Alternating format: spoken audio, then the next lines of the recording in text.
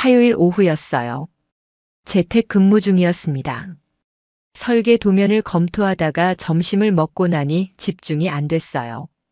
문득 처제 은경이 생각이 났습니다. 요즘 자꾸 이러는 거예요. 아내를 1년 전에 잃고 그 후로 처제가 자주 집에 와서 챙겨줬습니다. 반찬도 만들어주고 청소도 해주고 언니 대신이라고 했죠. 그런데 어느 순간부터 처제가 자꾸 눈에 밟혔어요. 참을 수가 없었습니다. 저는 방으로 들어갔어요. 혼자만의 시간이 필요했습니다. 1년 넘게 이런 적이 없었는데 요즘은 자꾸 이렇게 됐어요. 눈을 감고 집중하고 있었습니다. 그때였어요. 현관문이 열리는 소리. 하지만 저는 듣지 못했습니다. 너무 몰입해 있었거든요. 형부. 처제와 제 눈이 마주쳤습니다. 시간이 멈췄어요. 의자에 앉아 있는 저. 급하게 가리는 제 손. 당황한 얼굴. 처제는 손에 들고 있던 휴대폰을 떨어뜨렸습니다. 쿵. 바닥에 떨어지는 소리가 거실에 울렸어요. 처제의 얼굴이 새빨개졌습니다. 저도 온몸에서 열기가 확 올라왔어요. 안녕하세요. 황혼의 여정입니다. 오늘도 찾아주셔서 감사합니다. 좋아요와 구독은 영상 제작에 큰 힘이 됩니다. 제 이름은 김상현입니다. 올해 55이에요. 1년 전 제 인생의 전부였던 아내 수진이를 교통사고로 잃었습니다. 아침에 출근한다며 나갔던 아내가 저녁에 돌아오지 못했어요. 병원에서 연락이 왔을 때는 이미 늦었습니다.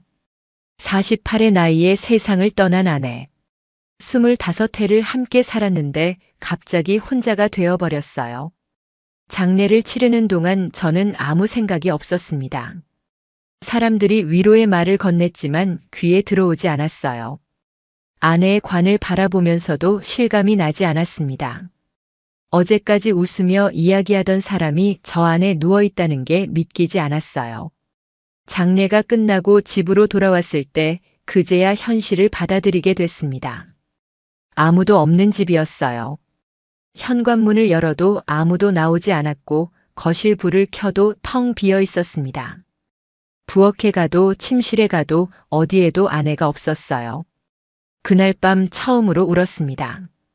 그 후로 몇 달은 정신없이 지나갔어요. 회사를 운영하고 있었기 때문에 일은 계속해야 했습니다. 건축 설계 사무소였는데 다행히 직원들이 잘 꾸려나갔어요. 저는 그저 출근해서 사무실에 앉아 있다가 퇴근하는 일상을 반복했습니다. 집에 돌아오면 아무것도 하기 싫었어요. 냉장고를 열어도 먹을 게 없었고 빨래는 쌓여만 갔습니다. 대충 라면으로 끼니를 때우고 소파에 앉아 텔레비전만 켜놓고 있었어요. 무슨 프로그램이 나오는지도 몰랐습니다. 그냥 조용한 게 견딜 수 없어서 소리가 필요했을 뿐이에요. 밤이 가장 힘들었습니다. 침대에 누우면 옆자리가 너무 비어 있었어요. 습관적으로 손을 뻗으면 아무도 없었고 어둠 속에서 혼자 천장을 바라보는 시간이 길었습니다. 잠이 안 와서 뒤척이다가 새벽에 겨우 잠들곤 했어요. 이렇게 살아야 하나. 매일 그런 생각을 했습니다. 앞으로 몇십 년을 이렇게 혼자 살아야 하나. 의미가 없어 보였어요. 회사 일도 집도 모든 게 의미 없게 느껴졌습니다. 그렇게 반년쯤 지났을 때였어요. 어느 날 저녁 현관문이 열리는 소리가 들렸습니다. 깜짝 놀라서 고개를 들었어요. 처제 은경이가 장바구니를 들고 들어오고 있었습니다. 비밀번호를 알고 있었거든요. 은경이는 저보다 3살 어린 쉰둘이었습니다. 아내의 동생이에요. 5년 전에 이혼하고 혼자 살면서 요가 강사로 일하고 있었습니다. 아내가 살아있을 때도 가끔 집에 놀러 왔었어요. 자매 사이가 좋아서 자주 연락하고 만났죠. 은경이는 냉장고를 열어보더니 말없이 고개를 저었습니다. 그리고 가져온 반찬통들을 하나씩 꺼내 냉장고에 넣기 시작했어요. 김치, 된장찌개, 멸치볶음, 계란말이. 제가 좋아하던 반찬들이었습니다. 아내가 자주 만들어주던 것들이요. 저는 멍하니 그 모습을 바라봤어요. 은경이가 돌아서서 저를 봤습니다. 뭐라고 말하려다가 그냥 웃었어요. 슬프면서도 따뜻한 미소였습니다. 저도 모르게 눈물이 났어요. 처제 앞에서 우는 게 창피했지만 참을 수가 없었습니다. 은경이가 다가와서 제 어깨를 토닥였어요. 그 손길이 언니와 비슷했습니다. 저는 한참을 그렇게 울었어요. 은경이는 아무 말 없이 옆에 앉아서 기다려줬습니다. 그날 이후로 은경이는 자주 들렀습니다. 일주일에 2~3번 정도였어요. 퇴근길에 들러서 반찬을 채워주고 가끔은 청소도 해주고 쌓인 빨래도 돌려줬습니다. 처음에는 미안했어요. 처제가 이렇게까지 할 필요가 없는데 싶었거든요. 하지만 은경이는 개의치 않는 것 같았어요. 언니 생각이 나서 그렇다고 했습니다. 자기도 혼자 살아서 외롭고 형부를 챙기는 게 위로가 된다고요. 은경이의 집은 제 아파트에서 차로 10분 거리였습니다. 같은 구에 살고 있어서 왕래하기 편했어요. 석 달쯤 지나면서 변화가 생겼습니다. 예전처럼 하루 종일 멍하니 있지 않게 됐어요. 은경이가 올 시간이 되면 집을 조금 정리하고 은경이가 해준 반찬으로 제대로 된 식사를 했습니다. 가끔은 함께 저녁을 먹으면서 이런저런 이야기도 나눴어요. 회사 일도 조금씩 손에 잡히기 시작했습니다. 새 프로젝트를 맡고 직원들과 회의를 하고 클라이언트를 만나러 다녔어요. 여전히 아내 생각은 났지만 예전처럼 아무것도 할 수 없는 상태는 아니었습니다. 반년쯤 지났을 때부터였어요. 은경이를 보는 제 시선이 달라지기 시작했습니다. 처음에는 그저 처제로만 봤는데 어느 순간부터 여자로 보이기 시작한 거예요. 어느 토요일 오후였습니다. 은경이가 집 청소를 도와주러 왔어요. 편한 티셔츠에 반바지 차림이었는데 요가 강사라서 그런지 몸매가 정말 좋았습니다. 52이라는 나이가 믿기지 않을 정도로 탄탄하고 건강해 보였어요. 창문을 닦느라 손을 뻗는 모습이 눈에 들어왔습니다. 티셔츠가 살짝 올라가면서 허리선이 드러났어요. 매끈하고 잘록한 허리였습니다. 저는 황급히 시선을 돌렸어요. 이러면 안 되는데. 처제인데. 그날 이후로 자꾸 은경이가 눈에 밟혔습니다. 주방에서 요리할 때 뒷모습, 소파에 앉을 때의 자세, 웃을 때 입가의 보조개. 모든 게 눈에 들어오기 시작했어요. 억지로 안 보려고 해도 시선이 자꾸 그쪽으로 갔습니다. 더 문제는 은경이가 아내와 닮았다는 거였어요. 얼굴형도 비슷하고 목소리도 비슷했습니다. 가끔 뒤에서 부를 때면 순간 착각이 들 때가 있었어요. 아내를 그리워하는 건지 은경이를 의식하는 건지 제 감정이 헷갈렸습니다.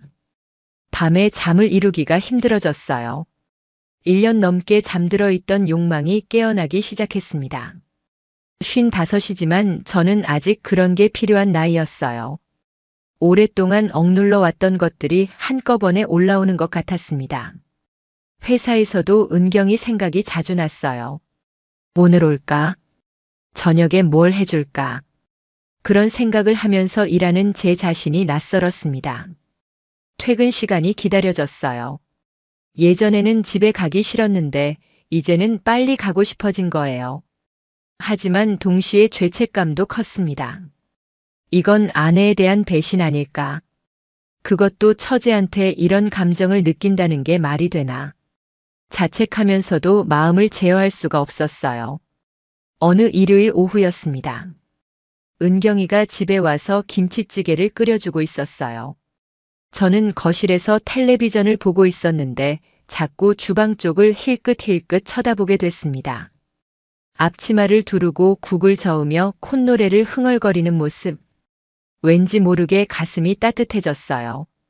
이런 평범한 일상이 그리웠구나.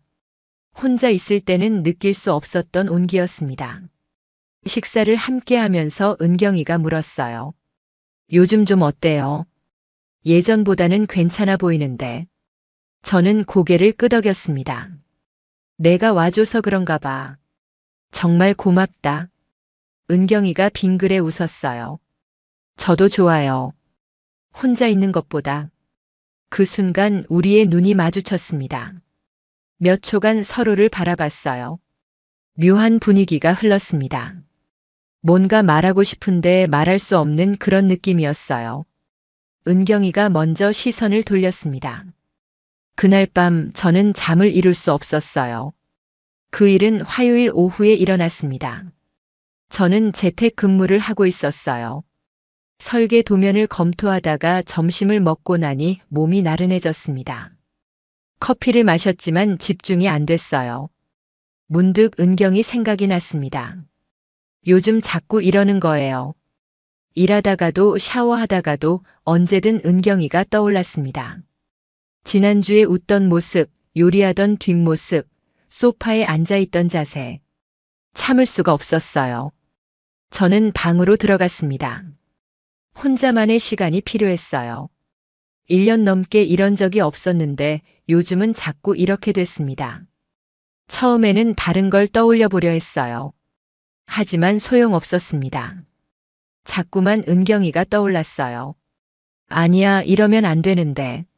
머리로는 그렇게 생각했지만 몸은 솔직했습니다. 그렇게 한참을 집중하고 있었어요. 그때였습니다. 현관 쪽에서 작은 소리가 들렸어요. 하지만 저는 그 소리를 듣지 못했습니다. 너무 집중하고 있었거든요. 은경이가 비밀번호를 누르고 조용히 들어왔어요.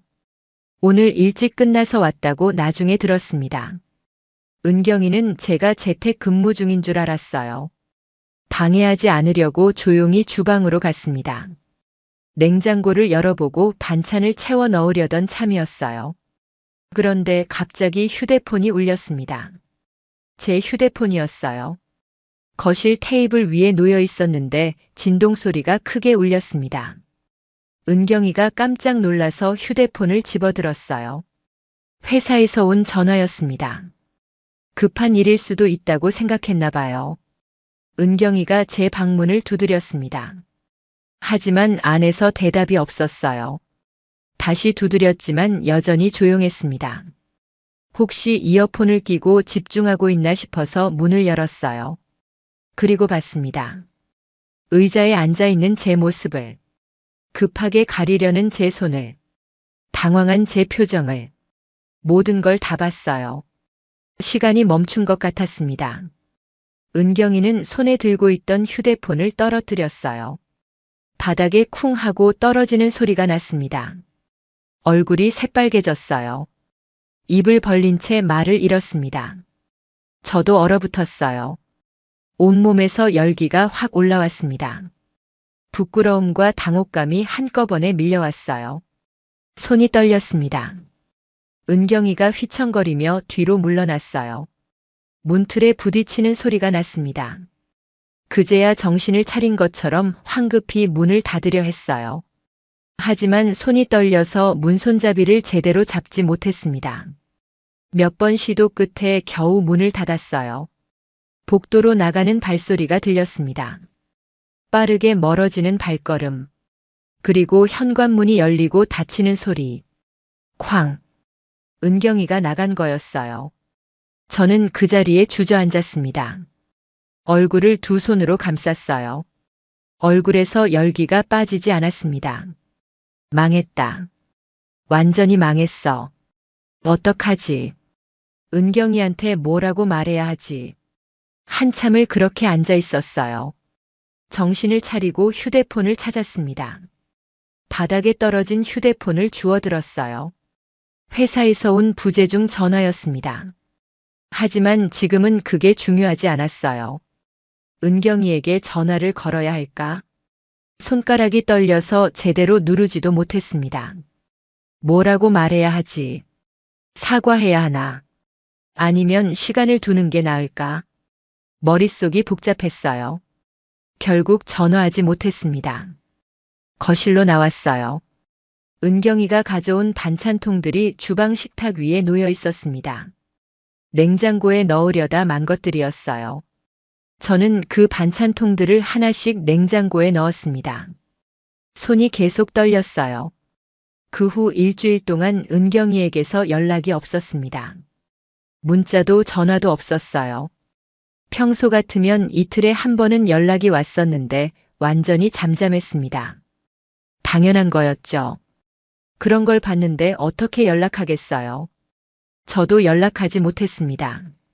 몇 번이나 문자를 쓰다가 지웠어요. 죄송합니다. 아니, 이게 아니야. 오해 마세요. 이것도 아니고. 뭐라고 써야 할지 몰랐습니다. 결국 아무것도 보내지 못했어요.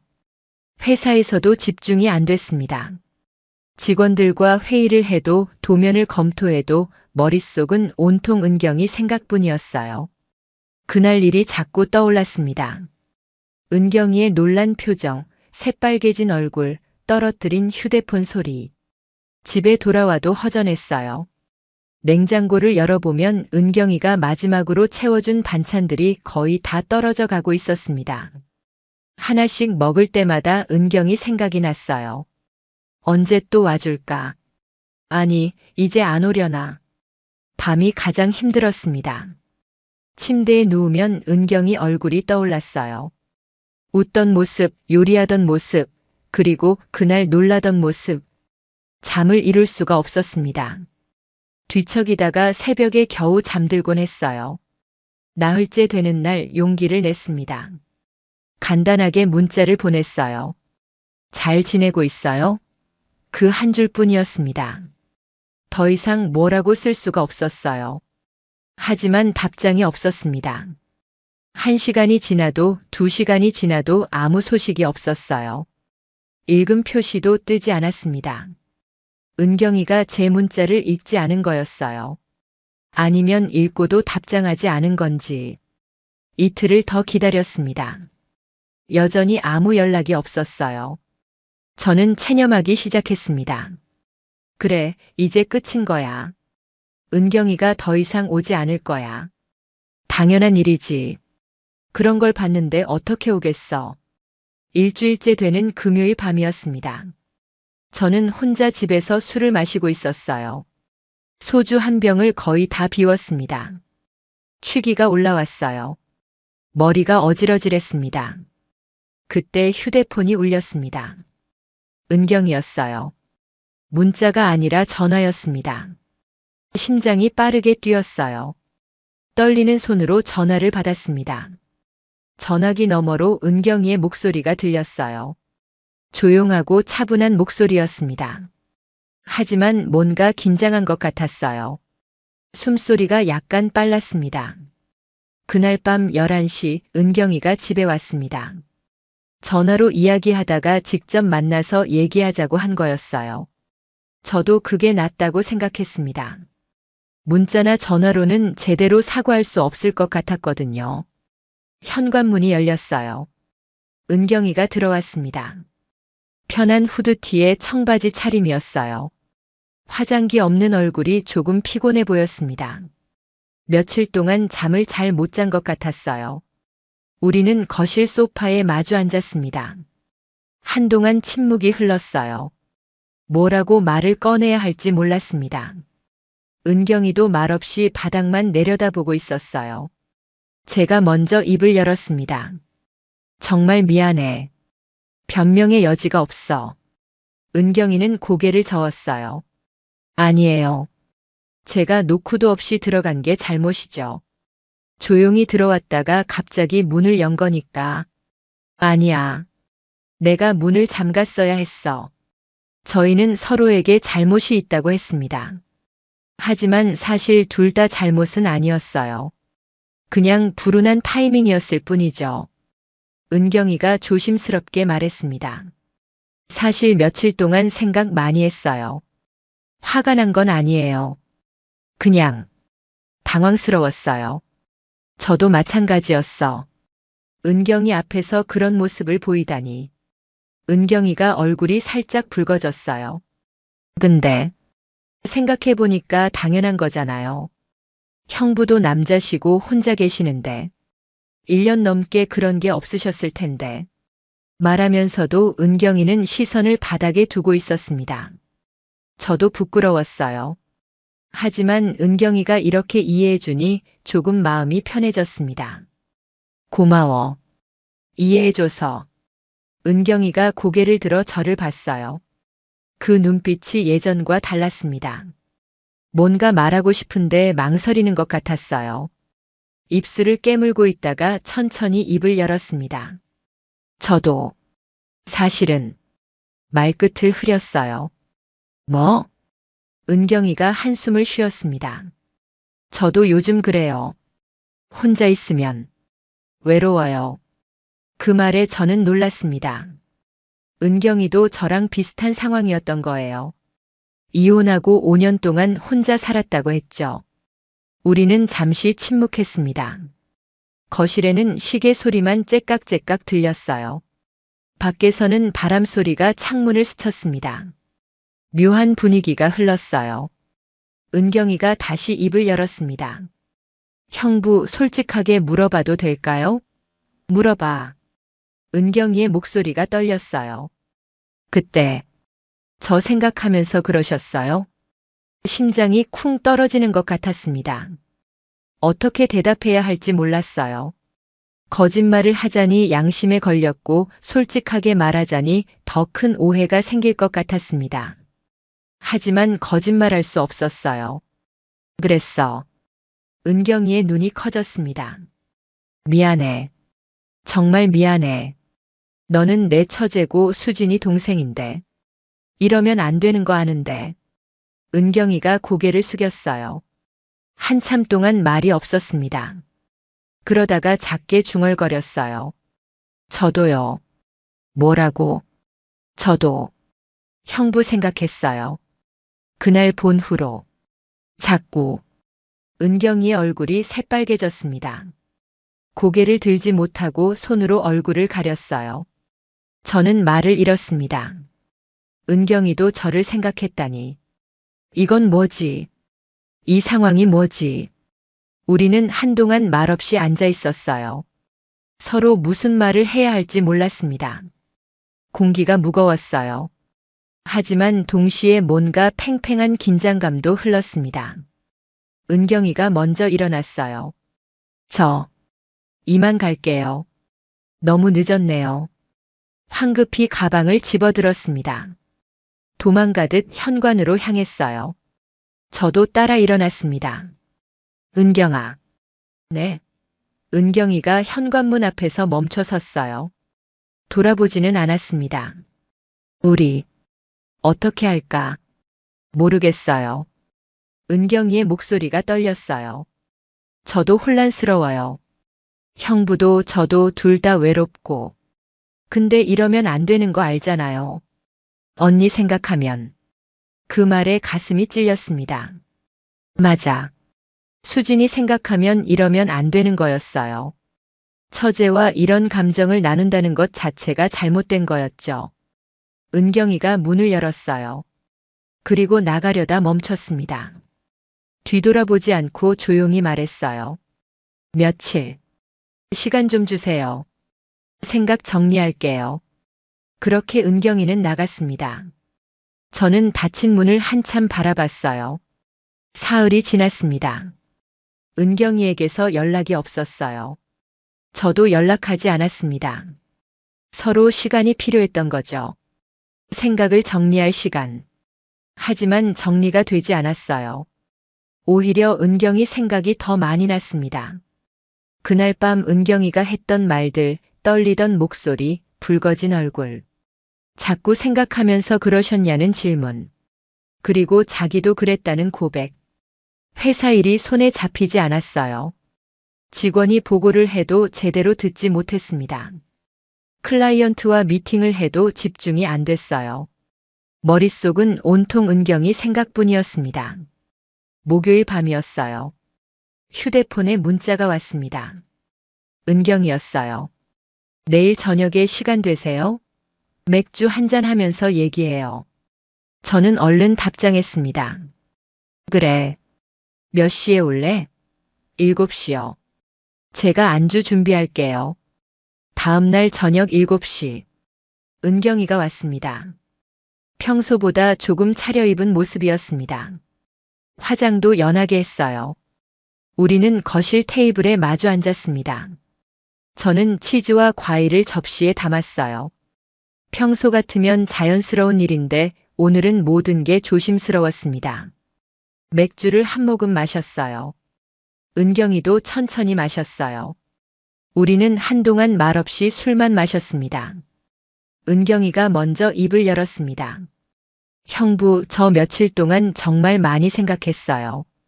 우리가 어떻게 해야 할지. 저도 그랬어. 솔직히 말하면 제 마음을 속일 수가 없더라고요. 저도 숨을 크게 들이마셨습니다. 나도 마찬가지야. 며칠 동안 생각했는데 답이 안 나왔어. 은경이가 저를 바라봤어요. 그 눈빛에는 진지함과 망설임이 동시에 담겨 있었습니다. 우리 잘못된 거 아는데. 그치죠? 알아. 수진이한테도 미안하고 주변 사람들이 알면 뭐라고 할지도 알아. 근데요. 은경이의 목소리가 떨렸어요. 저는 너무 외로워요. 이혼하고 5년 동안 혼자 살았는데 처음엔 괜찮았어요. 자유롭고 좋았죠. 근데 시간이 지날수록 집에 돌아가면 너무 조용해요. 나도 그래. 아내 떠나고 1년 넘게 혼자 살았어. 매일 텅 빈 집에 돌아오는 게 너무 힘들었어. 은경이가 와주기 전까지는. 은경이의 눈에 눈물이 맺혔어요. 저도 형부네 오는 게 좋았어요. 밥 차려드리고 같이 이야기하고 혼자가 아니라는 느낌이 좋았어요. 언니 대신이라는 생각도 했지만 어느 순간부터는 여자와 남자로 보이기 시작했지. 제가 은경이의 말을 이었습니다. 은경이가 고개를 끄덕였어요. 네. 저도 형부를 그냥 형부로만 볼 수가 없었어요. 우리는 서로를 바라봤습니다. 손이 떨렸어요. 가슴이 빠르게 뛰었습니다. 공기가 무거우면서도 뜨거웠어요. 형부, 우리 어떻게 할까요? 이러면 안 되는 거 알지만 저는 솔직히 제 마음을 어떻게 할 수가 없어요. 나도 그래. 은경이 없으면 못 살 것 같아. 이미 내가 내 일상이 됐어. 은경이가 눈물을 닦았어요. 주변에서 뭐라고 할까요? 언니 친구들이 알면, 가족들이 알면 다들 손가락질 할 거예요. 알아. 근데 뭔가 말하려다 멈췄습니다. 어떻게 말해야 할지 몰랐어요. 따뜻한 손이었어요. 부드럽고 작은 손. 그 손을 꽉 쥐었습니다.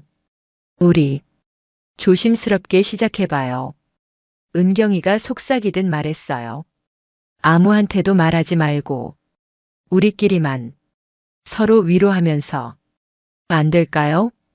저는 은경이의 손을 두 손으로 감쌌습니다. 그러자 그날 밤 우리는 선을 넘었습니다. 취기가 살짝 올라왔습니다. 은경이의 얼굴이 붉어졌어요. 제 얼굴도 화끈거렸습니다. 소파에 앉아있던 은경이가 조금 더 가까이 다가왔어요.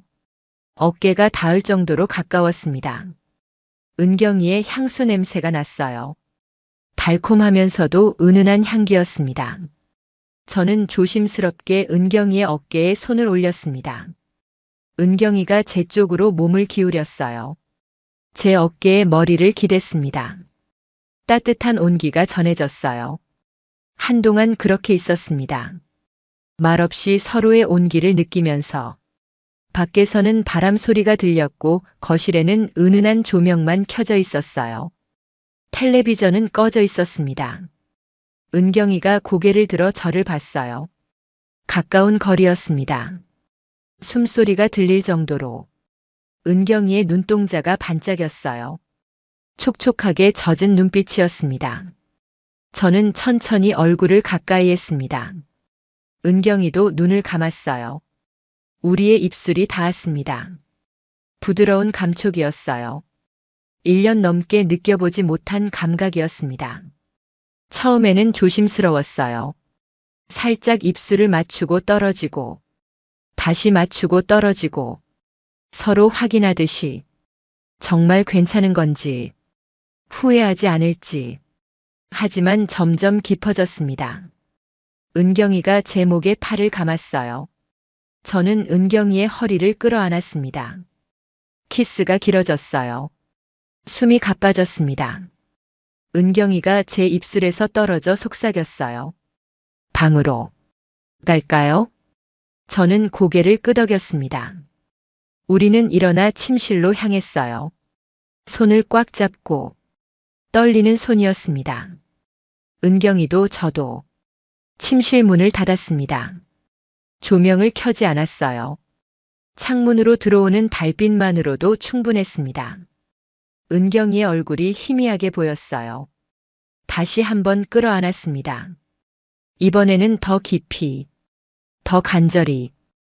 1년 넘게 억눌러 왔던 외로움이 한꺼번에 터져 나왔어요. 은경이도 마찬가지였던 것 같습니다. 침대에 함께 누웠어요. 서로를 끌어안고 키스하고 속삭였습니다. 괜찮아요. 무섭지 않아요. 같이 있어요. 그런 말들을. 그날 밤은 길었습니다. 오랜만에 느껴보는 온기였어요.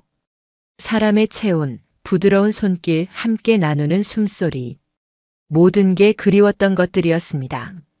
새벽이 되어서야 잠들었어요. 은경이를 끌어안은 채로. 은경이의 머리에서 샴푸 향기가 났습니다. 규칙적인 숨소리가 들렸어요. 편안하게 잠든 모습이었습니다. 저도 눈을 감았어요. 오랜만에 편안한 잠이었습니다.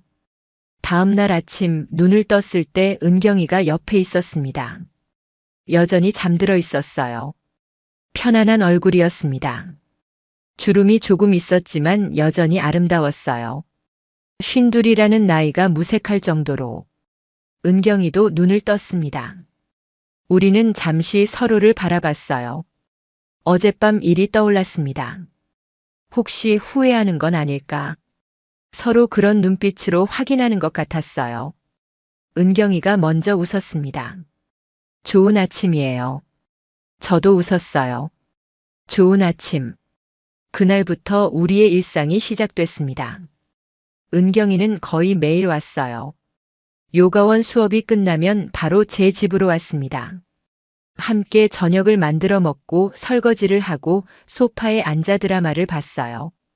평범한 부부의 일상이었습니다. 아니, 우리는 부부가 아니었죠. 하지만 그렇게 느껴졌어요. 자연스럽고 편안했습니다. 주말에는 함께 장을 보러 갔어요. 대형마트에서 카트를 끌며 이것저것 담았습니다. 은경이가 필요한 것들을 고르고 저는 옆에서 카트를 밀었어요. 가끔 은경이가 이거 어때요 하고 물으면 좋다고 대답했습니다. 마트에서는 그냥 부부처럼 보였을 거예요. 아무도 우리를 이상하게 보지 않았습니다. 50대 부부가 장을 보는 평범한 모습이었으니까요. 집에 돌아와서 함께 요리를 했어요. 은경이가 주로 했지만 저도 거들었습니다. 채소를 씻고 고기를 썰고 양념을 넣고 함께 만든 음식은 더 맛있었어요. 저녁을 먹으면서 하루 일과를 이야기했습니다. 오늘 회사에서 이런 일이 있었어. 은경이는 요가원에서 이런 일이 있었대요. 평범한 대화였지만 행복했습니다. 밤이 되면 자연스럽게 침실로 향했어요. 처음처럼 조심스럽지는 않았습니다. 이제는 서로에게 익숙해졌어요. 어떻게 만져야 좋아하는지, 어떤 말을 해야 하는지 조금씩 알아갔습니다. 한 달이 지났습니다. 우리는 점점 더 가까워졌어요. 단순히 육체적인 관계가 아니었습니다. 감정적으로도 깊이 연결되어 있었어요. 어느 날 밤 침대에 누워 은경이를 끌어안고 있었습니다. 은경이가 제 가슴에 얼굴을 묻고 조용히 말했어요. 행복해요. 저도 속삭였습니다. 나도. 정말 행복했어요. 2달째가 되었을 때였습니다. 어느 주말 우리는 함께 근교로 드라이브를 갔어요. 은경이가 가고 싶다고 했던 곳이었습니다. 강원도에 작은 호수가 있는 곳이었어요. 차를 몰고 가는 동안 은경이가 조수석에서 노래를 불렀습니다. 라디오에서 나오는 옛날 노래를 따라 부르는 모습이 귀여웠어요. 저도 모르게 웃음이 났습니다. 호수에 도착했어요. 평일이라 사람이 별로 없었습니다. 호수를 따라 산책로가 있었어요. 우리는 손을 잡고 천천히 걸었습니다. 여기 공기 정말 좋다. 은경이가 크게 숨을 들이마셨어요. 그러게요. 서울이랑 완전 다르죠. 저도 깊게 숨을 쉬었습니다. 맑은 공기가 폐 속 깊이 들어왔어요. 벤치에 앉아 호수를 바라봤습니다. 잔잔한 수면에 하늘이 비쳤어요. 구름이 천천히 흘러갔습니다. 바람이 살랑 불어와 은경이의 머리카락을 흔들었어요. 은경이가 제 어깨에 머리를 기댔습니다. 형부. 응? 저. 고백할 게 있어요. 저는 은경이를 봤어요. 은경이가 호수를 바라보며 말했습니다. 처음에는 그냥 외로움을 달래는 거라고 생각했어요. 서로 위로하는 거. 그 정도인 줄 알았어요. 저도 그랬어. 근데요. 은경이가 고개를 들어 저를 봤어요. 이제는 아닌 것 같아요. 단순히 외로워서가 아니라 진짜로. 은경이의 목소리가 떨렸어요. 사랑하는 것 같아요. 가슴이 쿵 하고 내려앉는 것 같았습니다. 저도 그래. 제 목소리도 떨렸어요. 은경이를 사랑하게 됐어. 처음에는 아내 대신이라고 생각했는데 이제는 아니야. 은경이 자체를 사랑해. 은경이의 눈에 눈물이 맺혔어요. 정말요? 정말. 나도 내가 없으면 안 돼. 우리는 벤치에 앉은 채로 키스했습니다. 주변에 사람이 있을 수도 있었지만 신경 쓰이지 않았어요. 그 순간만큼은 우리 둘뿐인 것 같았습니다. 그날 저녁 숙소로 돌아왔어요. 근처에 작은 펜션을 예약해뒀었습니다. 아무도 우리를 아는 사람이 없는 곳. 여기서는 우리가 그냥 연인이었어요. 펜션 주인이 웃으며 인사했습니다. 부부시죠? 편히 쉬다 가세요. 저희는 고개를 끄덕이고 방으로 들어갔어요. 방문을 닫자마자 은경이가 저를 끌어안았습니다. 여기서는 우리 아무 걱정 없이 있을 수 있어요. 아무도 몰라요. 저도 은경이를 꽉 안았어요. 그래. 여기서는 우리가 그냥 남자와 여자야. 그날 밤은 특별했습니다. 서울에서는 항상 조심스러웠어요. 혹시 누가 알까봐, 혹시 누가 볼까봐. 하지만 여기서는 그런 걱정이 없었습니다. 다음 날 아침 함께 산책을 나갔어요. 동네 뒷산을 올랐습니다. 손을 잡고 천천히. 중간에 쉬면서 물도 마시고 경치도 구경했어요. 정상에 올라갔을 때 은경이가 말했습니다. 형부, 우리 이런 곳에서 살면 어떨까요? 조용한 곳.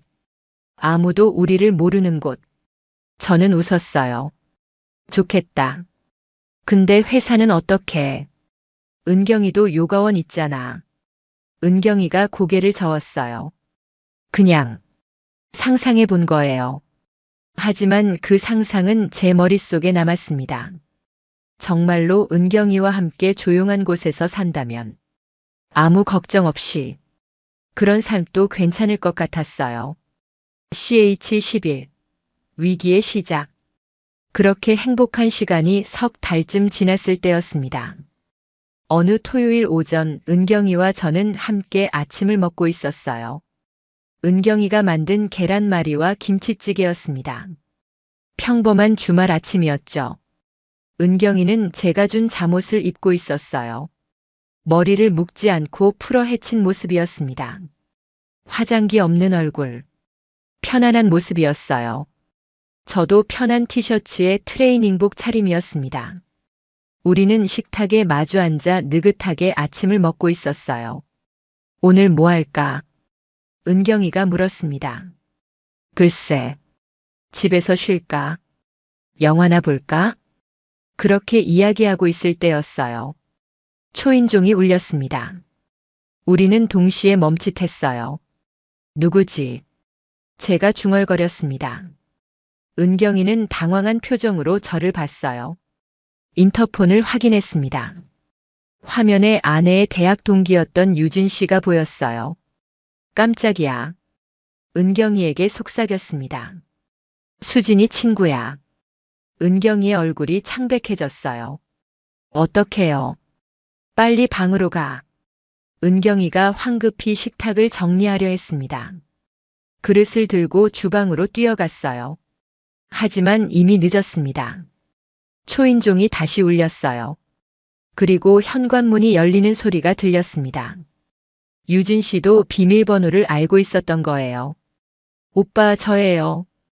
복도에서 유진 씨의 목소리가 들렸습니다. 신발 벗는 소리, 슬리퍼 신는 소리, 거실로 들어오는 발소리. 저는 얼어붙었어요. 은경이는 주방에서 나오지 못하고 있었습니다. 그릇을 들고 멈춰 서 있었어요. 유진 씨가 거실로 들어왔습니다. 그리고 멈췄어요. 식탁을 봤어요. 두 사람분의 그릇, 반쯤 먹은 아침 식사, 그리고 주방에 서 있는 은경이를. 은경이의 차림을 봤습니다. 잠옷 차림, 묶지 않은 머리, 화장기 없는 얼굴. 유진 씨의 눈이 커졌어요. 어머, CH12. 들키다. 시간이 멈춘 것 같았습니다. 유진 씨는 은경이를 빤히 쳐다봤어요. 은경이는 그릇을 든 채로 얼어붙어 있었습니다. 저는 식탁에 앉은 채로 아무 말도 할 수 없었어요. 유진 씨가 거실을 둘러봤습니다. 소파에 걸쳐진 은경이의 가디건, 테이블 위에 은경이 핸드백, 신발장에 나란히 놓인 은경이 운동화. 모든 게 명백했어요. 은경이, 여기서 자고 간 거예요? 유진 씨의 목소리가 떨렸습니다. 은경이가 그릇을 내려놓았어요. 손이 떨려서 그릇이 싱크대에 부딪히는 소리가 컸습니다. 저는 말을 잇지 못했어요. 저도 일어났습니다. 유진 씨, 잠깐. 앉아서 얘기하자. 하지만 유진 씨는 고개를 저었어요. 얼굴이 굳어 있었습니다. 아침부터 둘이 같이. 유진 씨가 다시 식탁을 봤어요. 두 사람분의 식사, 편안한 차림, 모든 게 말해주고 있었습니다. 오빠 설마. 네. 제가 대답했습니다. 더 이상 숨길 수 없었어요. 우리 함께 지내고 있어. 유진 씨가 입을 막았습니다. 믿을 수 없다는 표정이었어요. 수진이 돌아간 지 겨우 1년 만에. 그것도 하필 처제랑. 유진 씨의 목소리가 커졌습니다. 은경이가 주방에서 나왔어요. 언니, 저희가 설명할게요. 하지만 유진 씨는 손을 저었습니다. 듣고 싶지 않다는 표정이었어요. 설명은 무슨? 이게 설명이 필요한 일이에요? 유진 씨가 가방을 집어들었습니다. 실망이에요. 정말 실망이에요. 수진이가 하늘에서 얼마나 슬퍼하겠어요. 그 말에 가슴이 찔렸습니다. 유진 씨가 현관으로 향했어요. 빠른 걸음이었습니다. 문을 열고 나가려다 돌아봤어요. 마지막으로 우리를 쳐다봤습니다. 다른 사람들한테도 알려야겠네요. 이건 아니잖아요. 유진 씨가 나갔습니다. 문이 쾅 닫혔어요.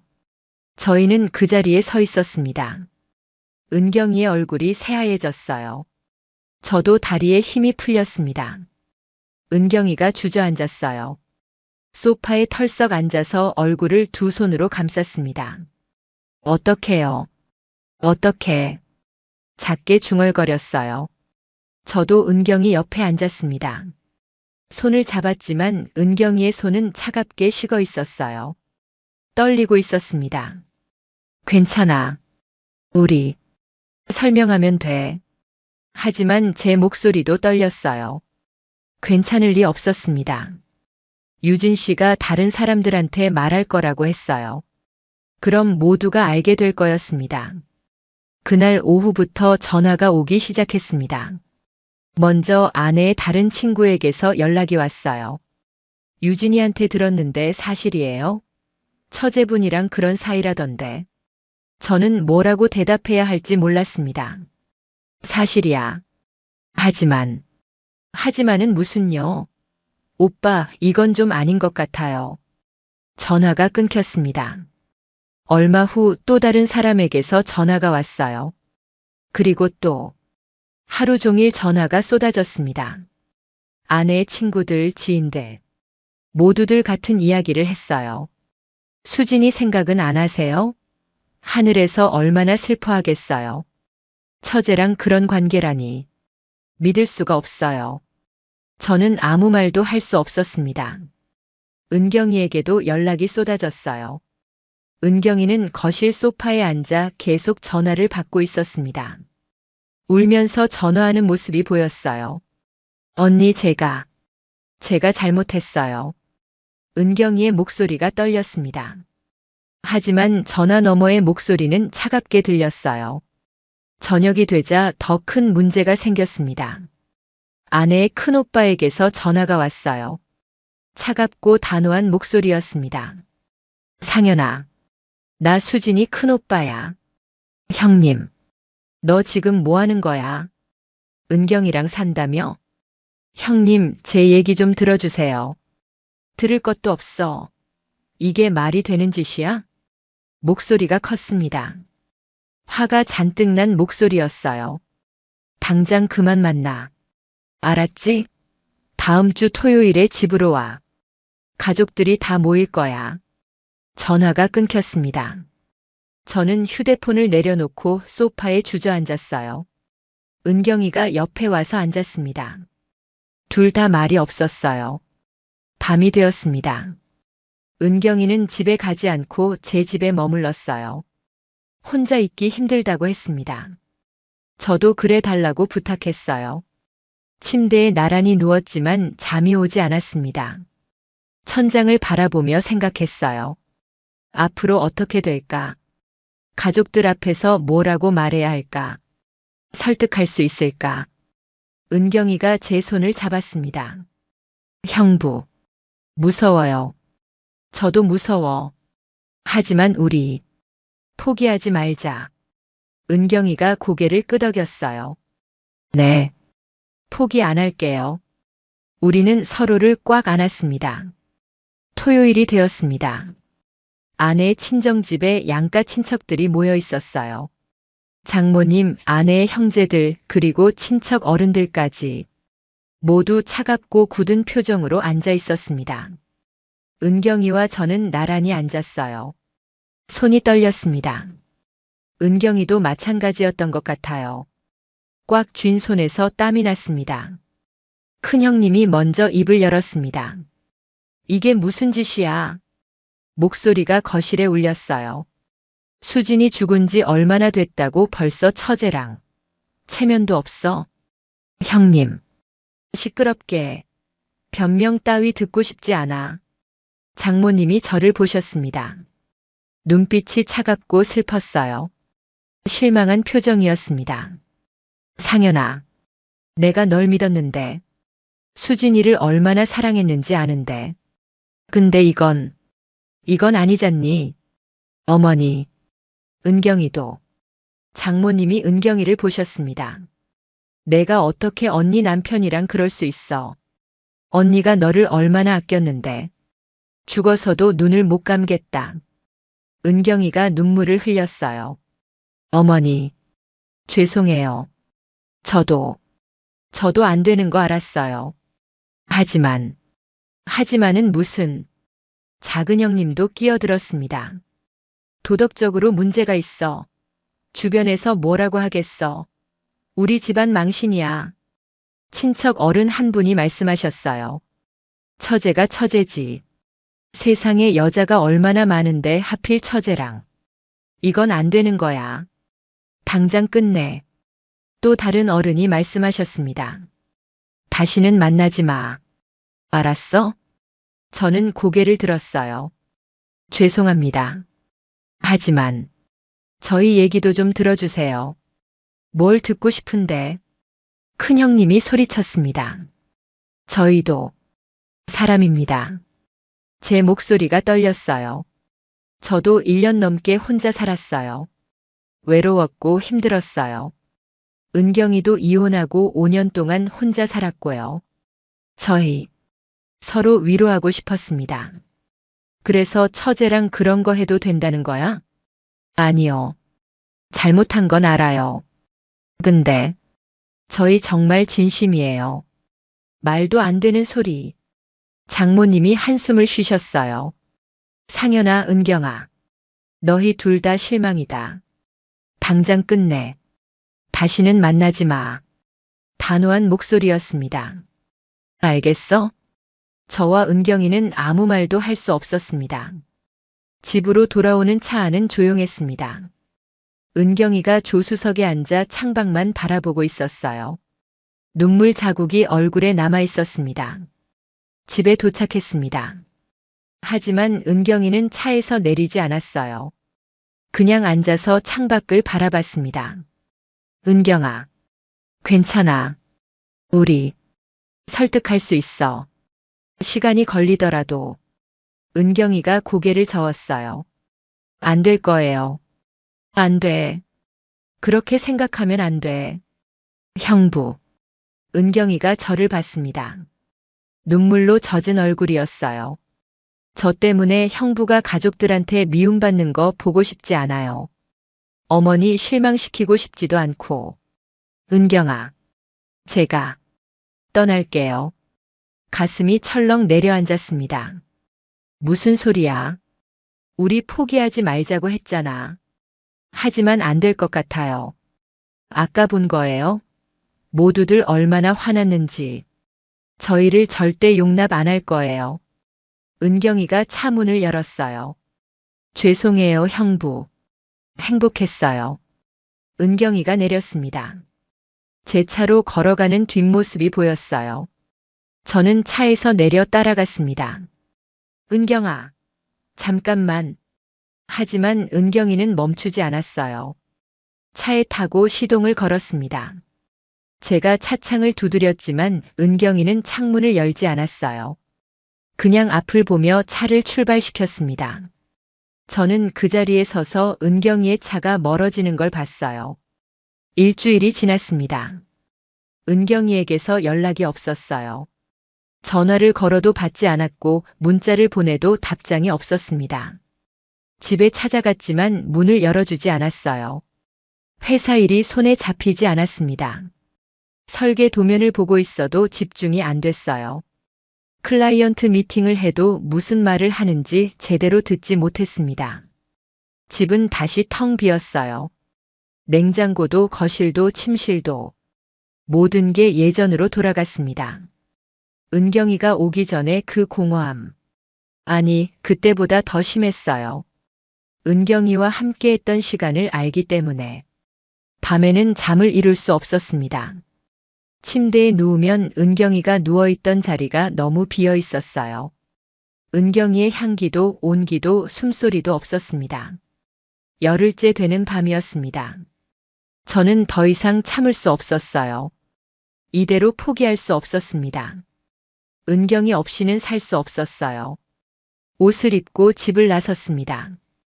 은경이 집으로 차를 몰았어요. 밤 11시였습니다. 아파트 앞에 도착해서 전화를 걸었어요. 한 번, 두 번, 세 번. 받지 않았습니다. 다시 걸었어요. 네 번째 신호음에서 전화가 연결됐습니다. 왜? 전화하세요. 은경이의 목소리가 들렸어요. 울먹이는 목소리였습니다. 나 지금 내 집 앞이야. 내려올래? 형부. 제발. 우리 얘기 좀 하자. 한참의 침묵이 흘렀어요. 5분 후에 나갈게요.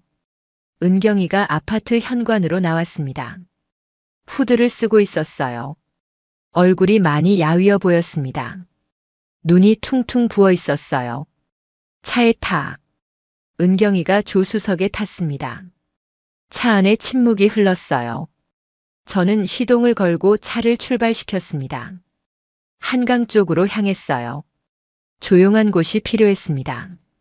한강공원에 도착해서 차를 세웠어요. 우리는 나란히 앉아 한강을 바라봤습니다. 강물이 검게 흐르고 있었어요. 건너편 불빛들이 수면에 반짝였습니다. 은경아, 나 정말 힘들었어. 너 없이. 은경이가 고개를 숙였어요. 저도요. 매일 울었어요. 그럼 왜 연락 안 했어? 왜 전화 안 받았어? 그래야 할 것 같았어요. 우리, 이러면 안 되잖아요. 나는 포기 못해. 제 목소리가 떨렸어요. 은경이 없으면 못 살아. 정말이야. 은경이가 저를 봤습니다. 눈물이 볼을 타고 흘렀어요. 하지만 가족들이, 어머니가, 모두가 반대하는데, 상관없어. 저는 은경이의 손을 잡았습니다. 우리, 떠나자. 네. 여기서, 서울에서, 조용한 곳으로 가자. 은경이의 눈이 커졌어요. 무슨 소리예요? 아무도 우리를 모르는 곳. 거기서 우리끼리 살자. 가족들이 설득 안 되면 그냥 우리끼리. 하지만 형부 회사는요? 제 요가원은요? 정리할 수 있어. 저는 진지하게 말했습니다. 회사는 직원들한테 넘기고 나는 프리랜서로 일할 수 있어. 온라인으로도 설계 일할 수 있어. 너도 온라인 요가 클래스 할 수 있잖아. 하지만, 은경아. 저는 은경이를 똑바로 바라봤어요. 나 너 없으면 못 살아. 진심이야. 이 1년 반 동안 내가 내 삶의 전부가 됐어. 은경이의 눈에서 눈물이 계속 흘렀습니다. 저도 형부 없으면 숨쉬기가 힘들어요. 그럼 떠나자. 우리 둘이서 새로 시작하자. 은경이가 입술을 깨물었어요. 한참을 고민하는 것 같았습니다. 그리다가 천천히 고개를 끄덕였어요. 그럴게요. 형부랑 어디든 갈게요. 저는 은경이를 끌어안았습니다. 고마워. 꼭 행복하게 해줄게. 우리는 차 안에서 한참을 안고 있었어요. 50대에 새로 시작한 삶이었습니다. 쉽지 않은 선택이었고 많은 것을 포기해야 했어요. 하지만 후회는 없었습니다. 여기 이 조용한 마을에서 사랑하는 사람과 함께 텃밭을 가꾸고 밥을 먹고 산책하고 별을 보는 그런 평범한 일상이 우리에게는 가장 큰 행복이었습니다.